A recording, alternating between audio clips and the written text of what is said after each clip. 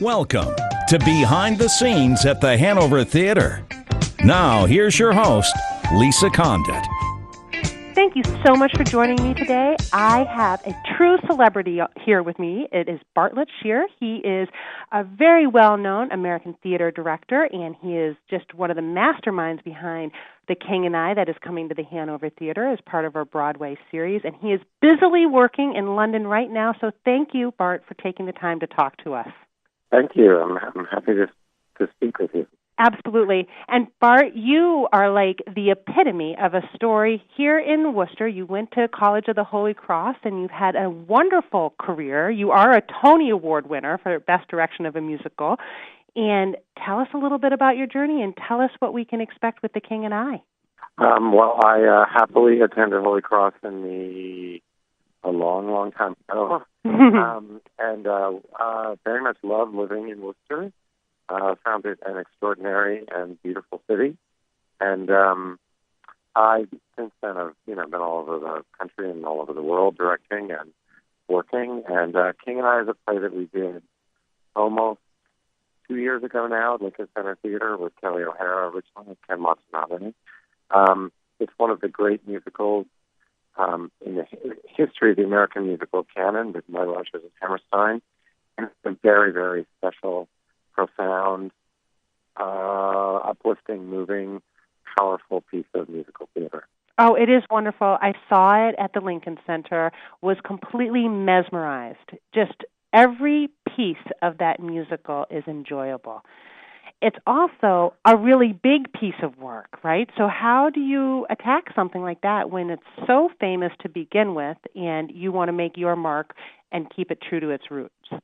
Well, it's a very good question. The first thing I always ask myself about any kind of great revival or reinterpretation of a great musical is, what is the immediate significance of the piece now and the time I'm living in now, and what resonates the most with people? And when it came to King and I, it really, honestly, and it sounds quite intense, but it really had to do with the education of women in the third world and in the developing world. Mm-hmm. So what's so extraordinary about what Anna Leonowen does is she goes to Thailand at a time of great change, and she educates these young women and the children of the kingdom.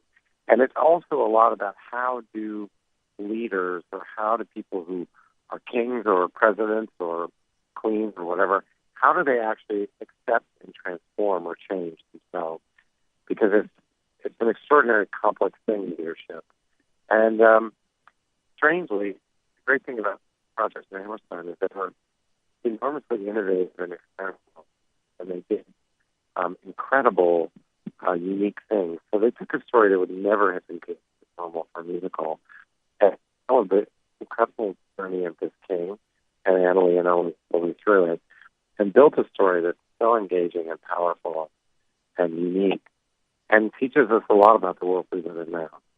Isn't that the truth? And there are so many themes that are really current today. This is set in the 1860s, but like you said, the education of women in third world countries, that is timely right now. I mean, look at what Oprah Winfrey is doing, right? So I appreciate the timeliness of it. It's also just a beautiful piece of work. It takes us through so many different parts of, I think, the culture and that history. Do you want to talk a little bit about that? Yeah, I mean, it's a great score. It's a powerful piece of theater. Anna Leonowen is this young governess who, in 1862 lands with her son in a completely foreign world and tries to make sense of living there and working there with the teach community. The king, he maintains control through marriage, and he has, I think, something like 80 wives, all from different parts of Siam. The control is given through marriage, and it's a complex way of ruling, and yet it creates such a dissonance for Anna, who comes from the West, that you really get this clash between the two, and that produces both humor, joy, opportunities to sing, and you watch her grow, and she changes, the king changes, and people go through some profound things. There's a secondary love story of Tup Tim, who's been brought there from Burma, even though she's in love with somebody else, and that's complex and turns in a unique way. It's a really rich and profound story. It really is. So The King and I, it is coming to the Hanover Theatre May 15th through May 20th. It is part of our subscription series. Were there any big challenges that you really had to focus on as you were working on this? Well, what's extraordinary about The King and I, including when it comes to, the Hanover Theatre, is it's a big show. It's a huge cast.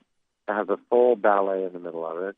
Yes. And it's got, 36-foot boats that delivers her. It's a huge number of moving pieces. So when you're developing something like that, and you want to do big, epic storytelling, it's sort of like a kind of mid-19th century Game of Thrones kind of story. Right. Set to music.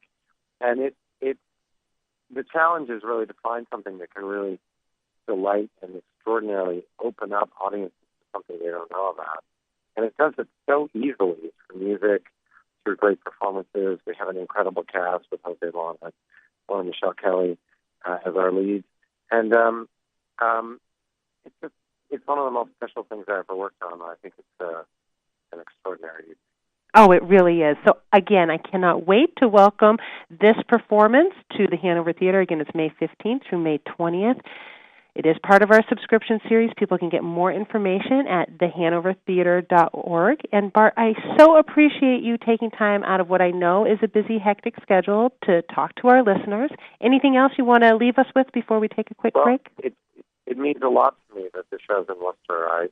Worcester had a huge impact on my life, and my growing up. And, the idea that it's back in Worcester where families and parents can get to see it really means a lot. So and I know you're going to have an amazing homecoming because of all of your fans here in Worcester. When was the last time you were in the city?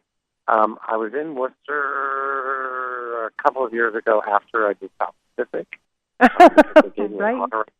gave me an honorary degree at the Holy Cross when I came back to the city, and it has changed a lot. Many things are quite the same. Yes, but it has changed a lot, and I really loved living there, and I love being there at an important time in my life. Well, you know what? It keeps getting better all the time, and I'm glad you're part of our history and a part of our future, Bart. Everybody stay tuned. We'll be back with more after this quick break on Behind the Scenes with the Hanover Theatre here on WCRN AM 830.